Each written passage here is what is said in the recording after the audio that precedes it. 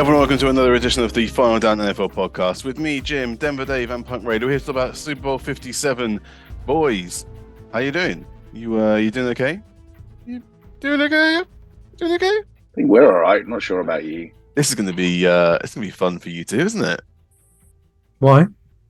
Why? Well, because we're going to talk about a Chiefs victory in the Super Bowl.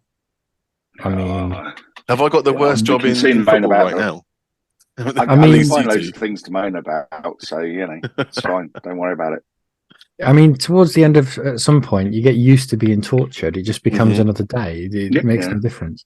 I mean, to be honest, the best team won. Cutting straight into it. I think so. I think so. I'm sure they did. I think the major battles that we picked out previously of the Eagles' defensive line against the Chiefs' offensive line, that was won by the Chiefs. The defensive coverage battles, I think that was probably edged by the Chiefs, but if someone wants to make arguments the other way, I'd probably listen to that. Quarterback play, I thought that Hurts wasn't as good as Mahomes. Are you nuts? Wow. Well, okay. Well, should have been the MVP we will get into all of this very shortly. Then, before we do anything, we should probably say happy birthday to Punk Raider. Oh, is it your birthday today? Yeah. I've become another year older, 1 year closer to death. Congratulations, you made it. Sweet release. Thank you very much. I'm still alive. And what a birthday present for the Chiefs to give you as well. I know. How nice of them. So nice of them. How nice of them. I'm so glad I stayed up till 4 a.m. or whatever it was to witness that. Well, just think of it this way: next year it's going to be even worse when you've got a Broncos victory and you've got me being a smug git. That's going to be even worse. Let's stick with the non-fiction, shall we? Yeah. I'm just going to rattle through the review of the game, guys, for those that maybe not have watched or just want to boil it down, hopefully into the most succinct bits. So we came for a shootout and we got a shootout. I come here for a shootout, right? A proper shootout with some proper men, like Colonel Custer and Geronimo. Touchdowns on the opening drives for both teams. Jalen Hurts with the trademark QB sneak, then tight end number 1 Travis Kelce with the response. An OPI call killed Philly's second drive, and Harrison Butker managed to doink a field goal off the post and out to keep the score level.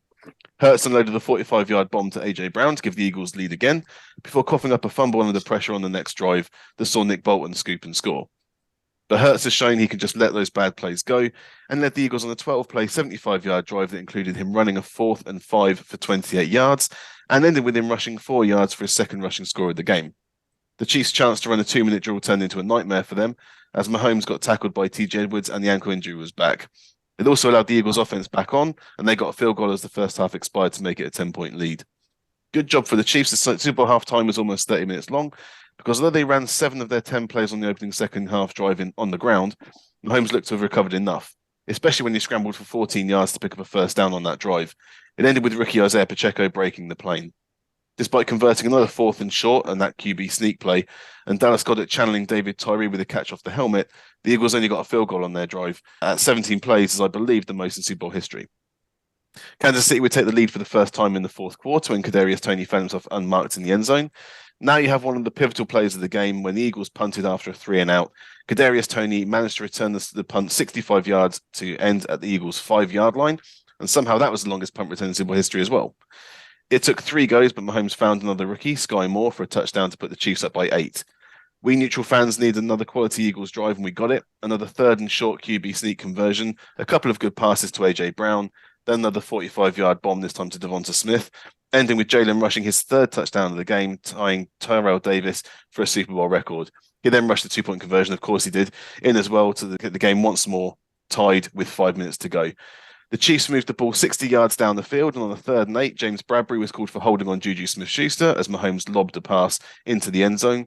It gave the Chiefs the first down that allowed them to run out the clock, and Butker didn't miss his second chance at a field goal. Of course, it was only 27 yards out, and even Gronk can make those. It left the Eagles with no time to do anything, and the Chiefs get their second Super Bowl trophy in 4 years. The final score was the Kansas City Chiefs 38, Philadelphia Eagles 35.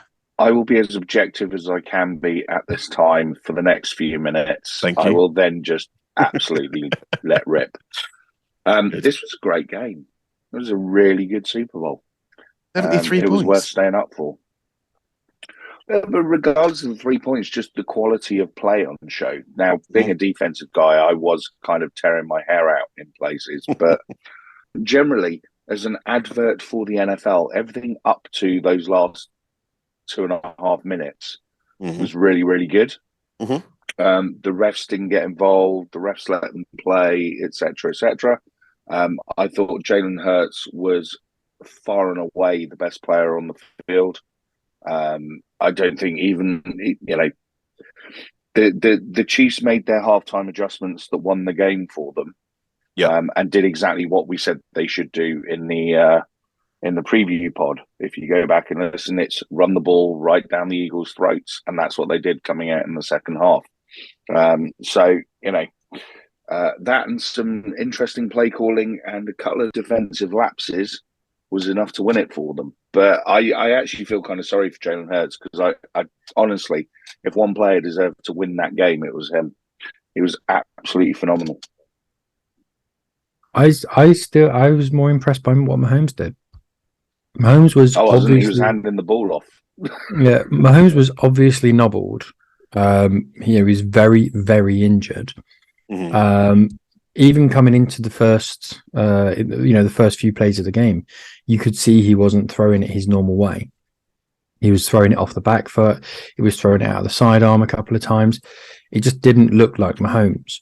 Now, considering the fact that he was dealing with it, I know there's a lot of rumors that Jalen Hurts had a dodgy shoulder as well, but didn't seem to be hampering him too much. But no, I agree. Hurts was brilliant, but in the circumstances and the way he played, and the fact that Mahomes was up against, and I'm not a Mahomes fan, so I'm not saying this to be a fanboy, but the fact he was up against the feared pass rush, and didn't have an enormous rushing game, I thought that he did incredibly well, considering also, the injury he got halfway through and was barely able to walk off at half time. I think he did brilliantly well. It points to two things. It points to how well that Chiefs offensive line played. Oh, it's phenomenal. Absolutely phenomenal. I think that really was kind of the area that won the game for them in many ways, because Mahomes wasn't put under pressure, didn't have to rely on that ankle. So although you're saying Mahomes had a good game, I'm not saying he didn't have a good game. I'm just saying that as an individual performance, Jalen Hurts' performance was better than Mahomes. Mahomes was afforded the ability to not have to do much because of how well everyone around him was playing. But let's not forget, Jalen Hurts was also afforded that time by his offensive line as well. So it's not as though he was constantly under duress. Yeah, no, absolutely not. I mean, I think the difference between the two, though, is that Jalen was taking long shots down the field where Patrick wasn't doing that. So when you look at the performance, you've got 3 rushing touchdowns with Jalen, plus you've got a couple of 45-yard bombs down the field which converted, where you don't have that for Mahomes. I mean, if I told you that one of the teams had 182 passing yards and 158 rushing yards, while the other team had 302 passing yards and 115 rushing yards, I know which team you'd be picking for those stats, and it wouldn't be the one you think it would be. So, the Eagles had over 300 yards passing, and that is because Hurts was taking those shots downfield. He's done it all season. Anyone that don't think he can do it hasn't been watching this season play, because he found both A.J. Brown and Devonta Smith down the field with big hits. And I think that's probably what separates him. Obviously, if the Eagles are one, he would have been the MVP standout. It's a bit of a shame that it has to be a winning player that I honestly think this was the year where that you could have had a losing player winning the MVP. Because if you take Jalen Hurts and put basically any other quarterback in that game yesterday, they don't get the stats that Hurts did. I mean, that scrum that they run with as well it's just a thing of beauty. I still haven't quite figured out how you're going to stop it, to be honest. Short of actually having a scrum on the other side and it almost turning into a full-on rugby scrum, I'm not quite sure how you stop that. But yeah, Jalen Hurts, for me, even in a losing cause, should have won that MVP. I truly believe this was the one time where a losing player deserved that. But it is what it is. The NFL will never change their ways, and it's always the winning quarterback that gets MVP most of the time. So, well done, Rog. Yeah, I still maintain that under the circumstances, Mahomes comes out of it with probably more credit, and he won as well. So He'll get a ton of credit as he should do. Yeah, and I'm not taking anything away from Mahomes. I'm not no, saying no, he played badly, and but I'm not taking any away from Hurts either. I'm just saying, under the circumstances of the injury that was had there, walking away with 21 of 27 with 3 touchdowns, yeah, but that is 21 that's phenomenal. But that's just a Mahomes game. That's he's not done anything spectacularly for his team to win there, in my eyes. The medical staff have. Whoever pumped his leg full of whatever juice it is, and I'd love some of that, because going in at half time, there was no way. So because it's Mahomes, for some reason it's less of an issue. He does it all the time. Look at his stats: 21 of 27. That's an interesting take. Is not a great MVP. Considering he basically had one ankle, I think it is. I genuinely think it's not just that; it's the time of possession as well. They only had 24 minutes on the field compared to the Eagles having 35. Well, the Eagles was a domination. It was a domination. Yeah, but when one of those scores is a defensive touchdown, one of those scores is set up by a punt return. That's nothing to do with Mahomes. No, Mahomes wasn't the one driving his team down the field. One of the reasons on a few occasions, but for me, you're never going to convince me that Mahomes was better than Jalen Hurts in this game, and we will talk about it more probably later in the week. As I say, under the I'll watch the game again. But pure performance-wise, I agree that headlines and stats will tell you that Hurts had the better game. But under the circumstances of what each quarterback was dealing with, I'm still more impressed by what Mahomes did. However, what I wanted to say is, in terms of the actual dominating possession, the way that the Eagles did that was very effective, because I don't think they snapped the ball at any point with any more than about 4 seconds on the clock. It was constantly wait for the clock to be entirely down, let the clock run out. Each offense, you get about between 10 and 12 possessions per game. That tends to be pretty standard. And I think the Eagles were probably saying, okay, well, let's limit Mahomes to 6 or 7. Let's really run down the clock as much as we can. And let's try and make it so that, we are effectively controlling the number of snaps that Mahomes is getting on the field. And they did that effectively. But the problem was, even though Mahomes wasn't pushing the ball down the field as much as Hurts was, it was still effective in their gameplay. Yeah, but my point being, it's not Mahomes that won them the game. You take away Kadarius Toney and you take away that defensive touchdown, the Chiefs aren't winning the game. So to win an MVP, for me, you have to be the outstanding player on the pitch. I don't think Mahomes was that. I think Mahomes played in adversity and he played very well. And he certainly was doing things that you would expect Mahomes to do, even with a dodgy ankle. But he was not the best player on that pitch.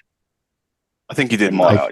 He did enough when it came to it, where you can't really argue he did enough for the too NFL much because obviously the NFL will always say it's MVP, won't they? But I mean, I want to go back to kind of the offensive lines and stuff more than the MVP thing, because literally coming into this game, I did not think that Chiefs O-line was going to hold up against that Eagles pass rush. The one thing I was certain of was that the Eagles are going to end up with 4 or 5 sacks and so on and so forth, regardless of who won the game. So that was the biggest disappointment, wasn't it? The Eagles defense not getting through when they've had the second most sacks of any team in the Super Bowl era in the regular season. They also just made silly mistakes. Leaving Sky Moore wide open for his touchdown. There were breakdowns in coverage. At no point did it look like the Eagles were even putting pressure on the receivers, let alone there weren't many passes being broken up. There didn't seem to be. I don't know. I can't quite. I need to watch it again to kind of figure it all out. But was that down? You think like the Eagles' defense was a yard off the pace or something? Was that down? You think to the pitch? Well, I do wonder. I've never seen anything so slippery in my life.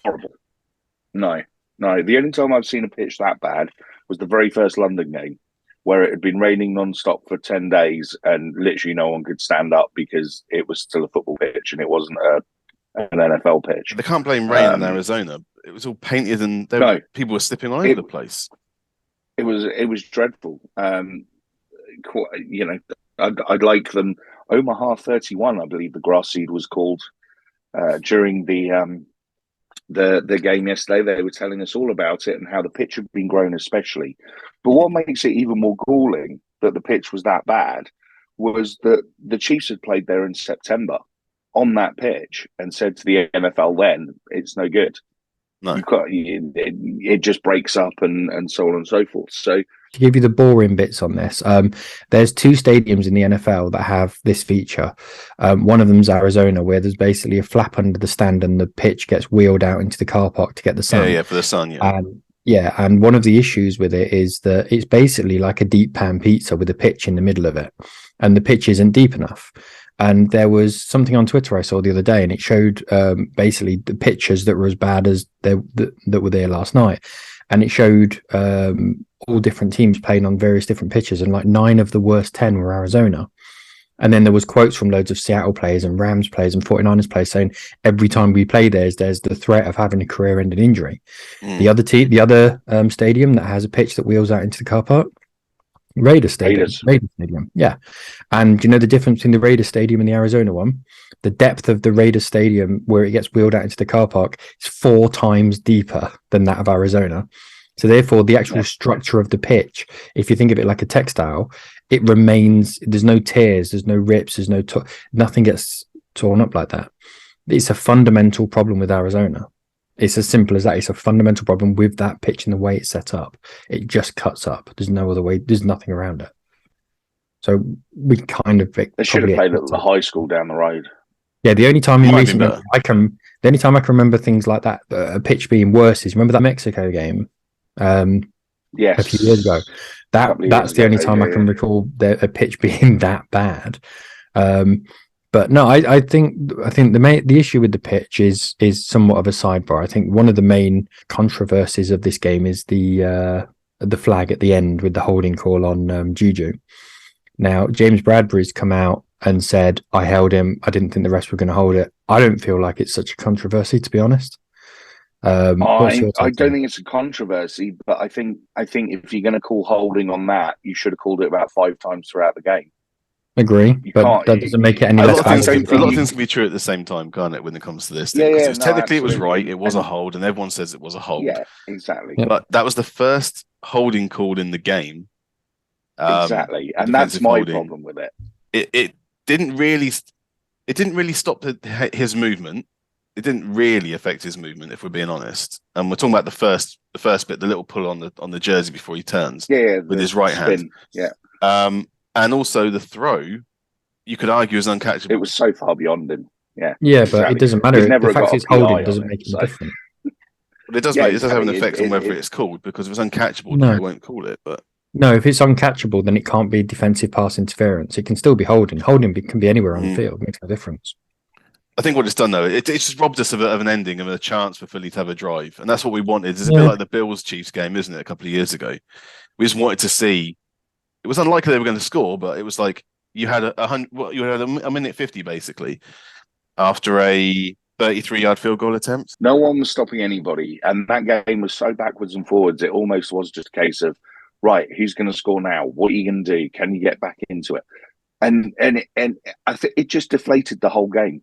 For me, it was very much a case of the air just went out, because everyone realised as soon as that flag went down, that was it. The game was over. So instead of getting the grandstand ending that everyone wanted, regardless of which way the game went, at the end of the day, it doesn't matter whether the Chiefs win it or the Eagles win it.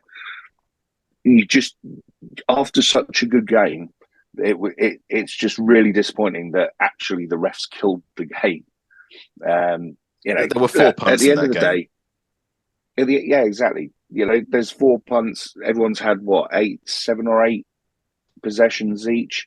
Mm-hmm. It really was an offensive show, and for the refs to be the ones to kind of pull the plug on it was just very downheartening. You know what I mean? So I kind of feel for the Eagles fans, and I just wish if they were going to throw that flag, they'd thrown it 3 times earlier, because I guarantee you when I watch it back, they'll be holding on virtually every play. And I can think of 2 at least where Devontae Smith was going down the field and got held. And what happened to contact within 5 yards anyway? I thought you were allowed contact within. You're allowed to jam. You're not allowed to hold. But the problem was by then it's already classed as being in second phase, so you can't jam at the line at that point either. So it's from a certain amount of time that was where the snap was elapsed. So I think that had already expired. I think you're right in the fact that it was a penalty. It wasn't called throughout most of the game. I think there might have been one holding penalty at some point or something like that. There was no reaction from Juju, which is unusual considering that, that boy can react in his sleep. But ultimately, it robbed us of a grandstand finish. But that's not going to be the referee's consideration when he's seeing that foul. But no, other than that, it was a great game. It was a very good game. I thought up to that point, I'd even written in my notes the refs had done well. Yeah, but you can't win, can you, for the ref? Because if he doesn't call it and they don't catch it, then the Chiefs fans are giving pelters. I disagree. I don't think they would, because I don't think that fans can find anything. If that gets called, you know that. Yeah, no, absolutely, of course they can. But I think in the way the rest of the game had been refed, you could quite easily turn around and go, well, I haven't called any of the others, so I'm not calling this one. Whereas now it stands out as a focal point because it's the only one that was called. So, immediately it kind of puts the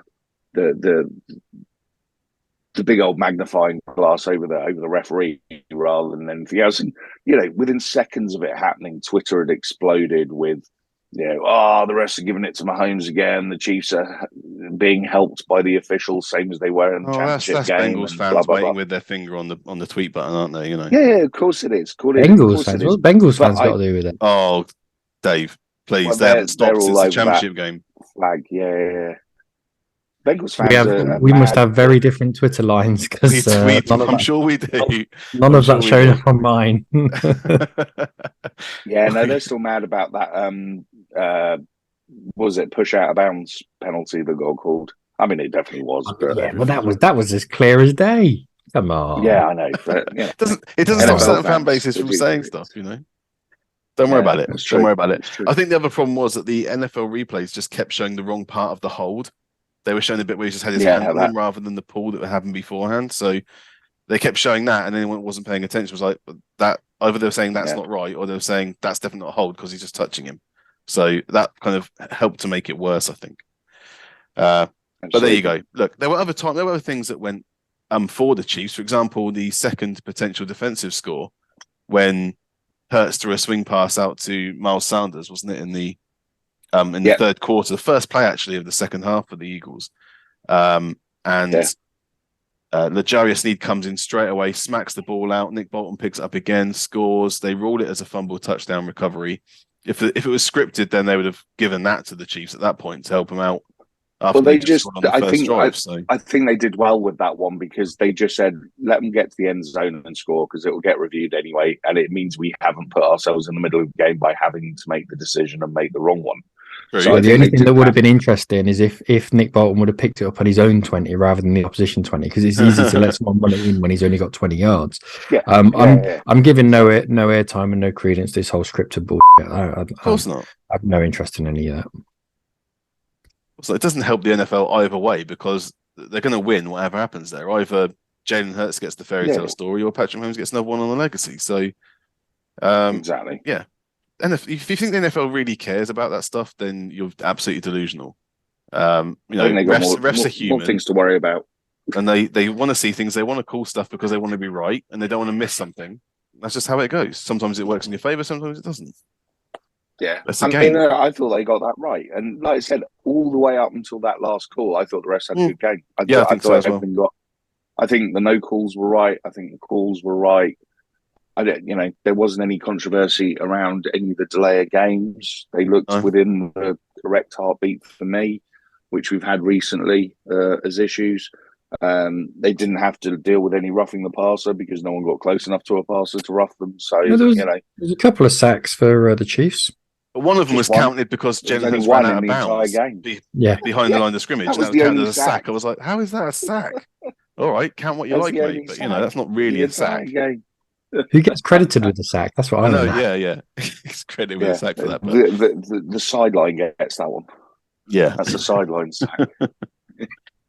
So at the end of the day, the Chiefs have won their second Super Bowl in 4 years. I don't know, guys. I mean, we warned about this in the last pod, didn't we?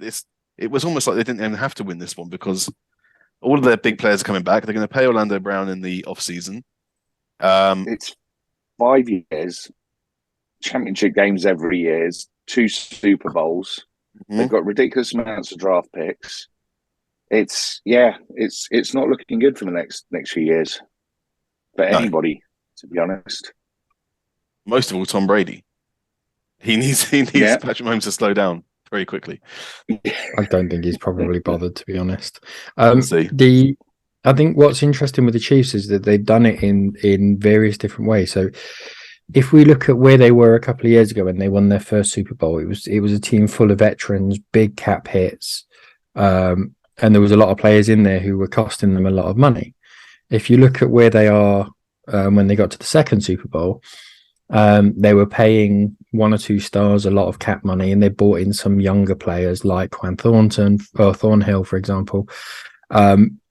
And the offensive line obviously failed them. So then they went out and spent a huge amount of money on the offensive line in free agency. But then twin that with a lot of rookies coming in. And it seems as though they've hit home runs on every single one of those rookies. I mean, Nick Bolton as as a Mike linebacker who's just there to stop the run. It just looks phenomenal. I'm not going to say he's Fred Warner or anything, but he's got a lot about him. He's getting that way. Done that. Yeah, all season he was doing that. He was standing out all season as a linebacker. But everything that he's doing is the game simplified for them because they've got such a talent on the other side of it, not having to do an enormous amount. Which, when you've got rookies, if you can simplify the game and slow it down, it's a recipe for a win. And all the way through, Trent McDuffie, who's been playing nickel for most of the season, but also playing the rushing nickel as well. So he's sort of rushing from the outside to add that extra man on the outside. Who's the defensive end they drafted as well at the end of the first? Is it George Karlaftis? George Karlaftis. He's looked decent as well this year. Yep. So I think they're now a team that's not only got real talent, but they're full of rookies as well, which is great for the cap hit. And these players are going to continue to develop. It's a scary proposition. Like I said in the preview pod, isn't it, Punk? Apart from Orlando Brown, anyone else coming up for free agency is under $5 million at the moment, including Juju. Yeah. And those players will want to come back. They'll take team friendly deals to come back because a bit like New England in the day, it was like we're coming here for a ring. I don't think they'll need to. I think we'll see a decent jump in cap this year. Inflation being as what it currently is. It's like 22 million. I think they're getting increased by. Yeah, so you're looking at that's 11% increase immediately. So, and when they've got so many rookies coming in, there's no one in there who's commanding massive wages other than Mahomes and Orlando Brown. Travis Kelce's earning tight end money. He's not on 35 million a year or anything like that. They're in a great position.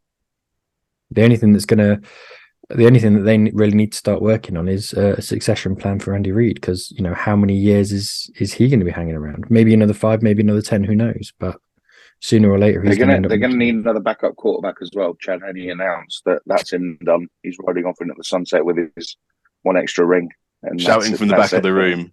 I'm retiring. Yeah. Okay, thanks. Yeah. So they need a backup quarterback, but I think difficult to get hold of. Play backup quarterback for the Chiefs, to be honest. So that won't be a problem. Come in, throw a couple of. I think take Derek Carr if they want, seeing as he thinks he can get more money on free agency. So there we go. We'll see how that goes. Let's not sully this review with no. The only thing I was going to say is Andy Reid's 65 now. Yeah, He's 5 years at most, I'd say. Yeah. So how old's Pete Carroll? He's still going. He's not as old as Bill Belichick. Andy Reid's maybe physically not in the same condition as Pete Carroll is. You throwing shade on him? How dare you throw shade? I can't throw shade. I agree. I think Andy Reid, he would eclipse even me. Yeah, I think there's ages and then there are ages. There's a reason Bernard Hopkins was world champion at 50 and Ricky Hatton retired at 31. Just saying. Exactly. Did you hear Terry Bradshaw on the podium telling Andy Reid to waddle over here and speak to him? Yes, I did hear him just say, "Come and waddle over here," and I was like, "Oh, outrageous." Outrageous. Terry Bradshaw's just an old white man talking, isn't he? So there's no filter on that. One thing that did annoy me a little bit with that whole kind of post match stuff was Kelsey trying to give it the siege mentality thing of no one believed in us, blah blah blah blah. It's like, well, you got a hobbled quarterback. Everyone's gonna have a bit of a reservation about it. You know what I mean? No one believed in us. beating you because we were the number one. They were the number one seed. They were number one seed. Yeah, but yeah, the predictions going into the game, Dave. Eagles were the favourites, and half an hour before kickoff, all the CBS analysts picked the Eagles to win. So I'm guessing you would have found that out. 1 point favourites, maybe on betting sites. That's what they were. Maybe some of them were picking them by 10 or by 3. They were they're predicting an easy-ish win for the Eagles. Again, it's because the defense didn't show up, and we're gonna have to figure out what happened there with the Eagles defense. And we've got to give respect to the O-line for the I've got a theory. I think the pitch didn't help them at all with their get off and being able to readjust. You're right. Maybe, but I've also got a theory in I'm not going to go into it enormously because I'm sure it's something that we'll digest. We're going to end in a minute, so carry on. Another part. But no, what I was going to say is most of this season, the Eagles have scored on their opening possession, which means the opposition have to throw the ball and they can't rely on the run because you're effectively playing behind. As soon as you do that, quarterbacks are holding the ball for a lot longer. When quarterbacks are holding the ball for longer and having to extend the play, it gives the defensive line more time and more opportunity to get your quarterback. And if you go through the rogues galleries of quarterbacks that they've played this season, this isn't throwing shade because I'm a massive believer that you can only beat who's put in front of you. But they've played some trash this season and they've played some bad offensive lines. So are the stats padded? No. But I think they're certainly aided by the teams that they have come up against. But they've put themselves in the position where they're able to go and get massive amounts of sacks and huge amounts of pressures because the offense has put them ahead. Don't forget, in that third quarter, coming off that injury and that long halftime show, they literally did what we said they had to do to beat the Eagles, which was run the ball straight down their throats. Yeah, it was Pacheco had a great game. 7 out of 10 plays was Pacheco just running between the tackles, and I thought Pacheco was great. I thought he was brilliant. Absolutely, exactly what they needed when they needed him. Took some hits as well. Got back up again. He took some big hits. There's one in particular that I really liked. It was almost a spear into the chest, and I was like, "Really? Are you allowed to do that?" I'm not sure you are, but. They got away with it. They let them do it. It's not a quarterback, so it's fair game. I was, you're probably right. I mean, I was really impressed with Pacheco. I thought he was fantastic on the day. Yeah. What did everyone think of the halftime show? Just quickly before we go, keeping it light. Not my cup of tea, if I'm honest. I thought it was dreadful, to be honest. Scotch mist. It was one of the worst halftime shows. Yeah. The problem I've got is music's. It's subjective. Certain people like certain music. I'll never ever tell anyone that they listen to the wrong type of noise. If people are into Girls Aloud, crack on. But I like a show.